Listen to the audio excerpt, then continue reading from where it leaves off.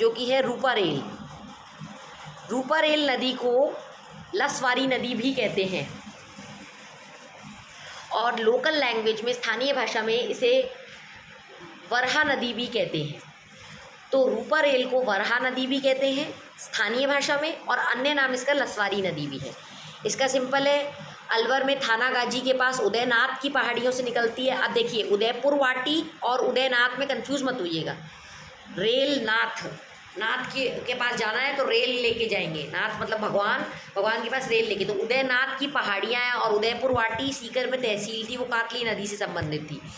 उदयनाथ की पहाड़ी अलवर थानागाजी अलवर से निकलती है और सीकरी डीग में विलुप्त हो जाती है। इसके अन्य नाम, रूपारेल नदी के अन्य नाम बताएं, स्थानीय और अन्य जो है लसवारी और वराहा। साबी नदी इसलिए बहुत इंपॉर्टेंट है क्योंकि मुगल काल में बारिश के टाइम पे विनाश लीला हेतु प्रसिद्ध थी, ठीक है।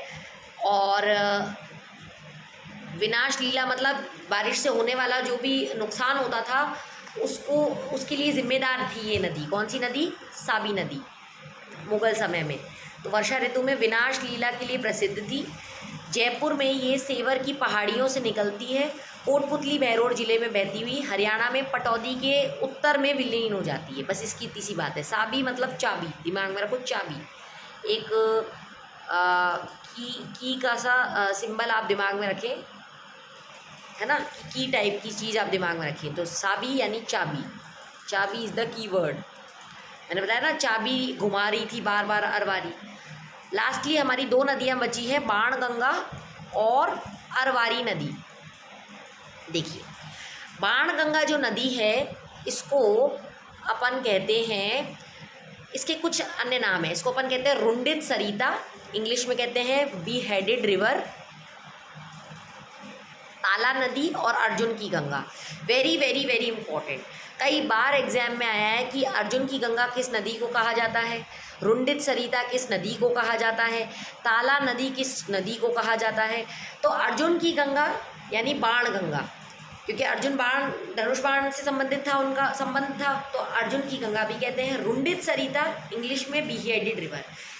अब देखिए, रुंडित सरिता वो नदी होती है जो कि मुख्य नदी में मिलने से पहले, मेन रिवर में मिलने से पहले ही विलुप्त हो जाती है, तो उसको कहते हैं रुंडित नदी या रुंडित सरिता। सरिता मतलब कि नदी।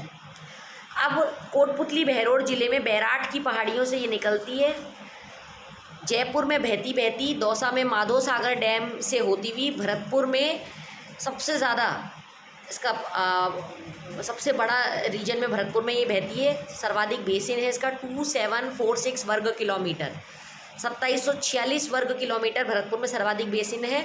और फतेहाबाद में आगरा के पास यमुना नदी में ये विलुप्त हो जाती है।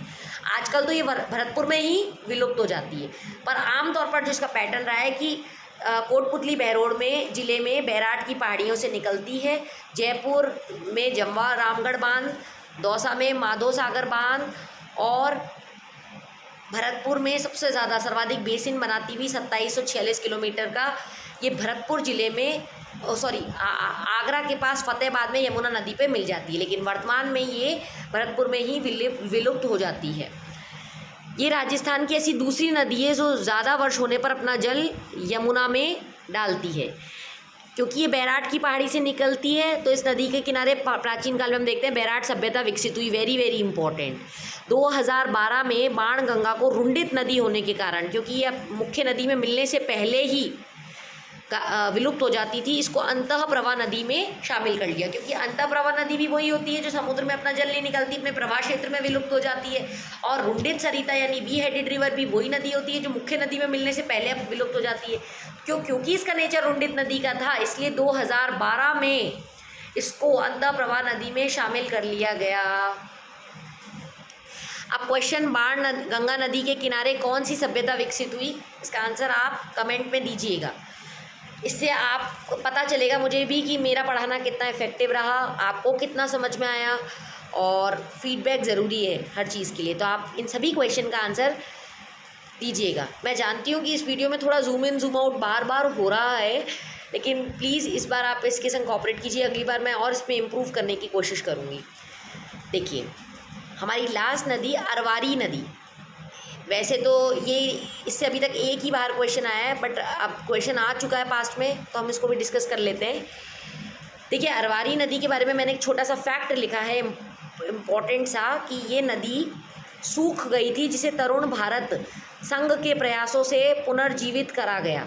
ये नदी सूख चुकी थी, एक तरुण भारत संघ नाम का ऑर्गेनाइजेशन है, उससे इसको रिवाइव किया गया, पुनर्जीवित किया गया। अलवर में थानागाजी के पास सरिस्का पहाड़ी से निकलती है ये। देखो, थानागाजी अलवर से आपको याद आया होगा, कोई दूसरी नदी भी है संबंधित? कमेंट पे लिख के बताएं। तो थानागाजी अलवर में सरिस्का की पहाड़ी के पास एक सकरा बांध है, और उस सकरा बांध में इस अरवारी नदी का उद्गम होता है। अरवारी नदी बेसिकली 3 धाराओं का संगम है, जिनका विलय मर्जर चांदपुरा नामक ग्राम पे होता है। तो अरवारी नदी आपस में 3 स्ट्रीम्स, धाराओं का संगम है, जो चांदपुरा नामक गांव में मिलती है। तो अलवर में सकरा बांध, जो थानागाजी अलवर सरिस्का पहाड़ी के पास है, वहाँ से इसका उद्गम होता है। और ये 3 धाराओं का अपने आप में संगम है। चांदपुरा ग्राम पे ये मर्ज होती हैं तीनों धाराएं। फिर अलवर से ये दौसा के बोरोदा बांध में बहती है। फिर दौसा में बहती बहती ये सरसा नदी में मिल जाती है। अरवारी नदी सरसा नदी में मिल जाती है, और सरसा नदी फिर बाणगंगा नदी में मिल जाती है। तो अल्टीमेटली अरवारी नदी भी बाणगंगा नदी में मिल जाती है। आई होप आपको ये पूरा वीडियो समझ में आया होगा। अपना ज़रूरी फीडबैक दे दीजिएगा, और हो सके तो लाइक शेयर कीजिएगा इस वीडियो को, ताकि मैं अगला वीडियो बनाने के लिए मोटिवेटेड रहूं। Thank you. Have a nice day.